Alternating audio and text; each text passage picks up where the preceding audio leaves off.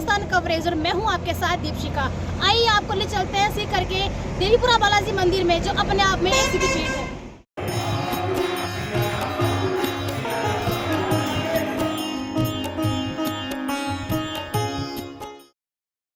कहते हैं आस्था की कोई सीमा नहीं होती है। जब भी भक्त और भगवान की बात हो तो भक्ति में सबसे पहले भगवान हनुमान का ही नाम आता है। उनसे बड़ा भक्त आज तक नहीं हुआ। देवीपुरा बालाजी के नाम से प्रसिद्ध सिद्धपीठ सीकर के हृदय पटल पर बना हुआ है, जहां पूरे साल बालाजी के भक्त दर्शनों के लिए आते हैं। कहा जाता है कि जो सच्चे मन से देवीपुरा बालाजी मंदिर आता है, बालाजी उसकी मनोकामना अवश्य पूरी करते हैं। ये मंदिर लगभग 450 साल पुराना है। एक प्राचीन कहावत के अनुसार बालाजी की मूर्ति को लेकर एक व्यक्ति किसी दूसरे गांव जा रहा था। देर शाम हो गई तो वो विश्राम करने के लिए यहीं रुक जाता है। सुबह बालाजी की मूर्ति वहां से न तो हिलती है और ना ही उससे उठाई जाती है। उसके बाद सीकर के राजा देवी सिंह ने यहाँ देवीपुरा गांव बसाया और इस बालाजी के मंदिर का निर्माण करवाया। तभी से ये मंदिर जन जन की आस्था का केंद्र बना हुआ है। तो कब से आ रहे हो इस मंदिर में? करीब 15-20 साल से। 15-20 साल से मतलब रेगुलर ही आ रहे हो? मंगलवार को आते हो। तो यहाँ पे आपकी मनोकामना पूर्ण होती है जब बोलते हो? इसकी सिद्धपीठ स्थान बताया गया है इसको? बिल्कुल बिल्कुल बिल्कुल सच्चे मन से अगर कोई करता है तो सुनते हैं हनुमान जी महाराज आपकी? बिल्कुल हनुमान जी। मेरे को कम से कम 25-30 साल हो गए। 25 साल हो गई। तो आपकी मनोकामना पूर्ण होती है? सब पूर्ण होती है। सुनते हैं हनुमान जी महाराज आपकी? सुनते हैं। तो आप बाकी भक्तों को क्या कहना चाहोगे? बाकी भक्त बहुत भक्त आते हैं, सबकी सुनते हैं। उनको आप क्या कहना चाहोगे बाकी भक्तों मैं को? तो कहूँ सबको आना चाहिए यहाँ। कहते हैं आस्था की कोई सीमा नहीं होती है, और आज हम खड़े हैं सिद्धपीठ श्री देवीपुरा बालाजी के मंदिर में, जहाँ पर लाखों और हज़ारों में श्रद्धालु आते हैं और अपने मनोकामनाएं मांगते हैं और उनकी मनोकामना पूर्ण भी होती है। पिछले कुछ दिनों में 2700 किलो के रोट का भोग बनाकर इस मंदिर में बालाजी को भोग लगाया गया था और इस मंदिर में इतिहास भी रचा गया था। यह मंदिर 450 साल पुराना मंदिर है।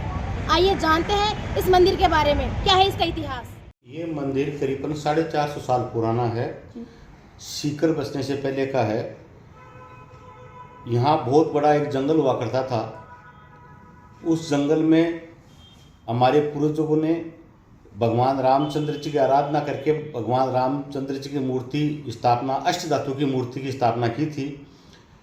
उसके बाद ये मूर्ति जो देवीपुरा बालाजी मूर्ति है, ये यहाँ से कहीं बाहर जा रही थी। तो घोर जंगल होने के कारण, दोपहर के समय होने के कारण बैलगाड़ियों वालों ने यहाँ इस मूर्ति को रोका। रोकने के बाद जब भोजन प्रसादी लेने के बाद जब ये रवाना होने लगे आगे, तो ये मूर्ति यहाँ से हिली नहीं हिली। तो ये मूर्ति सब अचंभे में हो गए, भाई मूर्ति हिल क्यों नहीं रही है। तब ये मूर्ति अपने मुंह से बोली कि मेरे आराध्य देव भगवान राम यहाँ है, मैं यहाँ, मेरे को यहीं स्थापित कर दिया जाए। कितनी पीढ़ियों से आपके परिवार से इस मंदिर में सेवा पूजा कर रहे हैं? हमारी ये 8 पीढ़ियों से पूजा कर रहे हैं। मेरी 9वीं पीढ़ी में मैं यहाँ पूजा कर रहा हूँ वर्तमान में। 9वीं पीढ़ी चल रही है? 9वीं पीढ़ी चल रही है मेरी। अच्छा। और आपके घर से पूजा पाठ हो रही है? हमारे घर से होती थी, पूजा पाठ होती है आज तक। यहाँ पर मेरे पिताजी से पूर्व में यहाँ पर जो भी इसका महंत रहा है वो ब्रह्मचारी रहा है। और हमारे परिवार से हुआ करता था, अगर 2 भाई हो गए तो एक भाई ब्रह्मचारी होगा और उसका महंत होगा। मेरे दादाजी की जब 6 साल में, मेरे पिताजी 6 साल के थे तो उस समय उनकी डेथ हो गई थी। और जब वो नाबालिग होके मंदिर के महंत बनने के लिए महंत बन गए थे, तब उन्होंने शादी से इनकार कर दिया था। यहाँ के राव राजा कल्याण सिंह जी ने उनकी ज़बरदस्ती बोली, नहीं मेरा महंत अगर यहाँ कंवारा रह जाएगा तो इसकी पीढ़ियाँ कैसे चलेगी, भगवान की पूजा कौन करेगा। और मेरे पिताजी के बाद से ही यहाँ पर गृहस्थी हम हो गए और गृहस्थी महंत के रूप में कार्य कर रहे हैं।